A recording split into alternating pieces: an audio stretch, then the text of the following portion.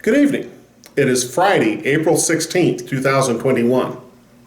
As we continue through our devotional look at the Gospel of Mark, we come to the betrayal by Judas Iscariot. In Mark chapter 14, verses 10 to 16, and I'm reading from the New Living Translation, second edition, we see the betrayal of Judas is linked to the Lord's Supper, which Judas participates in, knowing he would betray Jesus. Then Judas Iscariot, one of the 12 disciples, went to the leading priests to arrange to betray Jesus to them. They were delighted when they heard why he had come, and they promised to give him money. So he began looking for an opportunity to betray Jesus. On the first day of the festival of unleavened bread, when the Passover lamb is sacrificed, Jesus' disciples asked him, "Where do you want us to go to prepare the Passover meal for you?" So Jesus sent two of them into Jerusalem with these instructions. As you go into the city, a man carrying a pitcher of water will meet you. Follow him.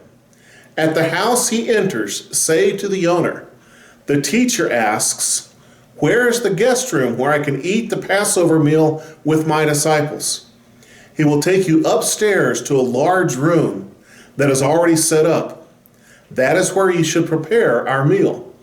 So the two disciples went into the city and found everything just as Jesus had said, and they prepared the Passover meal there.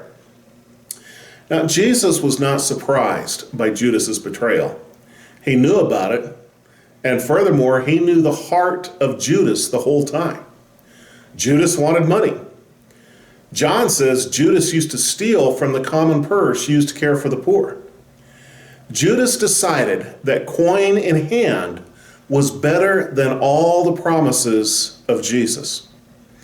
History has not treated Judas well, but we sometimes have trouble learning the lesson that the love of money has a terribly corrupting influence. While Judas was plotting with the priests, a couple of other disciples were given interesting instructions by Jesus. Go into Jerusalem and follow a man with a water pitcher. It's almost cloak and dagger style of intrigue. The guest room was already prepared for the meal, and these two disciples prepared the meal itself. Look at the contrast between the two disciples and Judas. Judas was looking out for himself, how he himself could take advantage and gain from the situation. But the two disciples just quietly go about their service, preparing the wine, bitter herbs, unleavened bread, roasted lamb shank bone, the fruit and nut mixture, and often a boiled egg. All of these take time and effort to prepare. These two disciples are not named in Mark's gospel. Throughout Christian history, there have always been that kind of quiet servant that selflessly shares their time and energy to care for others. They're not serving for the recognition. They're not serving to better themselves. They're not serving to gain an advantage.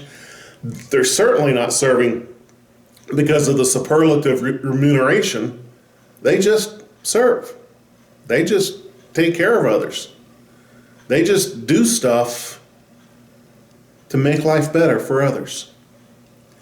Somehow, they choose to trust God, to recognize their efforts, and to reward them as He sees fit, according to His own perfect time schedule. Judas demanded instant recognition and reward, and financial compensation. Spoiler alert, it does not end well for Judas. The two disciples are every bit a part of God's master plan as much as the better known disciples. We would not now even have the Lord's Supper if it had not been for these two quiet disciples setting the table. How beautiful it is to see the servants of God quietly caring for others. Please be a servant to others and trust God to take care of the reward. Look around. and see what you can do to help another, and then just quietly do it. May God bless you.